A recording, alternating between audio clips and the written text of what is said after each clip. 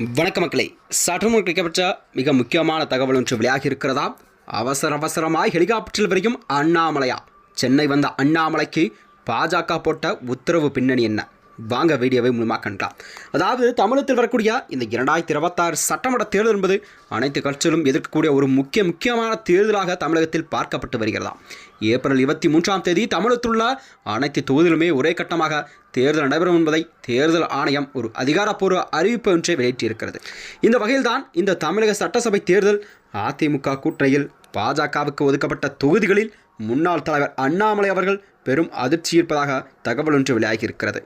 இந்நிலையில்தான் அதாவது பாஜக விடுத்த அழைப்பை தொடர்ந்து அண்ணாமலை அவர்கள் அவசரமாக ஹெலிகாப்டரில் சென்னை வந்து விரைந்திருக்கிறார். இந்நிலையில்தான் அவர் தேர்தல் கண்டிப்பாக போட்டியிட உள்ளாரா என்ற எதிர்பார்ப்பெல்லாம் மக்களிடம் ஒரு கேள்விக்குறியாக எழுந்திருக்கிறது. அதாவது தமிழக சட்டமன்ற தேர்தலில் அதிமுக பாஜக கூட்டணி அமைத்திருந்தது. அதாவது பாஜகவிற்கு 27 தொகுதிகள் ஒதுக்கப்பட்ட நிலையில்தான் பாஜகவுக்கு கண்டிப்பாக வெற்றி வாய்ப்புகள் தொகுதிகளை அதிமுகவின் பொதுச்செயலாளர் எடப்பாடி பழனிசாமி ஒதுக்கவில்லையா?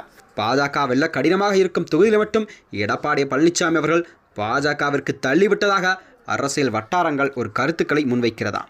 இந்த வகையில்தான் குறிப்பாக சொல்லப்போனால் பாஜகவின் முன்னாள் மாநில தலைவர் அண்ணாமலை அவர்கள் கோவை மாவட்டம் சிங்காநல்லூரில் சூலூர் தொகுதிகளை குறிவைத்த நிலையில் எடப்பாடி பழனிசாமி அதனை ஒதுக்கவில்லையாம்.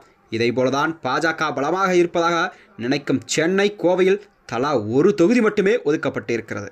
இதனால் தான் பாஜக தொண்டர்களும் பெரும் அதிர்ச்சியெல்லாம் நிலவக்கூடிய செய்தியாக இதை பார்க்கப்படுகிறதாம். அது மட்டுமின்றி இது பற்றி பாஜக மேலிட தலைவர் எதுவும் தெரிவிக்கவில்லை.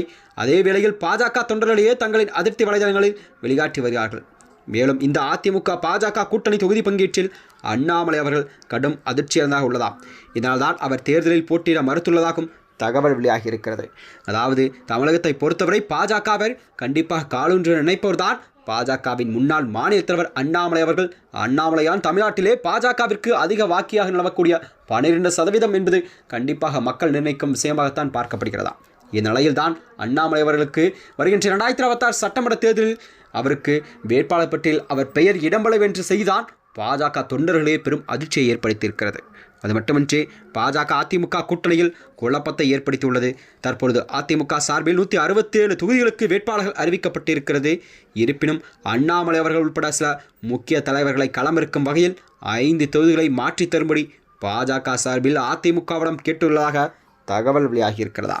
இதனைத் தொடர்ந்தான் வருகின்ற 2026 சட்டமன்ற தேர்தலில் அதாவது பாஜக மைய கூட்டத்தில் வேட்பாளர் இறுதி செய்யப்பட உள்ளார். இந்த தொகுதிகளில் 3 வேட்பாளர்கள் பெயர் இறுதி செய்யப்படவில்லை. இது பற்றி இந்த கூட்டத்தில் விவாதிக்கப்பட்ட உள்ளது. இந்த மையக்குழு கூட்டத்தில் வேட்பாளர்களெல்லாம் இறுதி செய்யப்பட்ட பிறகுதான் பாஜக தலைமைக்கு அனுப்பி வைக்கப்படும் என்று கூறுகிறார்கள். இந்நிலையில்தான் அந்த வேட்பாளர் பட்டியலில் அண்ணாமலை அவர்கள் கண்டிப்பாக இடம் பெயரும் என்பதுதான் தமிழக அரசு வட்டாரத்திலே ஒரு பரபரப்பை கிளப்பியிருக்கிறது. மேலும் இது போன்ற வீடியோக்களை தெரிந்து கொள்ள நமது சேனலை மறக்காமல் சப்ஸ்கிரைப் செய்து கொள்ளுங்கள். நன்றி, வணக்கம்.